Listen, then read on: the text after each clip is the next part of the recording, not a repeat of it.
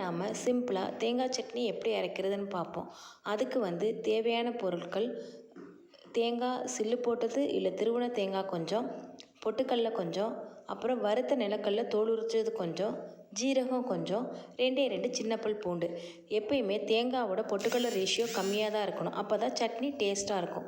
இதையெல்லாம் அப்படியே ஒரு மிக்ஸி ஜாரில் எடுத்துகிட்டு அதுக்கு தேவையான அளவு உப்பு போட்டுக்கோங்க. காரத்துக்கு நான் இன்றைக்கி வரமிளகாய் போட்டு தேங்காய் எண்ணெயில் வறுத்து ஆற வச்சுருக்கேன்.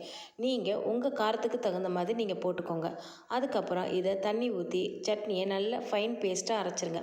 அரைச்சதுக்கப்புறமா வேறு பாத்திரத்தில் மாற்றிட்டு தேங்காய் சட்னியை தாளிக்கிறதுக்கு அடுப்பில் சட்டியை வச்சு தேங்காய் எண்ணெய் ஊற்றி எண்ணெய் காஞ்சதுக்கப்புறமா கடுகு உளுத்தம்பருப்பு போடுங்க. கடுகு உளுத்தம்பருப்பு நல்லா வெடித்ததுக்கப்புறமா கருவேப்பிலை போடுங்க. கருவேப்பிலையும் எண்ணெயில் நல்லா டீப் ஃப்ரை ஆக விடுங்க. அப்புறமா இதை அப்படியே எடுத்து சட்னியில் ஊற்றுங்க. இப்போ சுவையான தேங்காய் சட்னி ரெடி. தோசை, இட்லி, சப்பாத்தி, கோதுமை தோசை எல்லாத்துக்குமே சூப்பராக இருக்கும். நீங்களும் செஞ்சு பார்த்துட்டு எப்படி இருந்துச்சுன்னு எனக்கு கமெண்ட் பண்ணுங்கள். நான் இன்றைக்கி கோதுமை தோசை ஊற்றுனேன். அடுத்த வீடியோவில் பார்ப்போம்.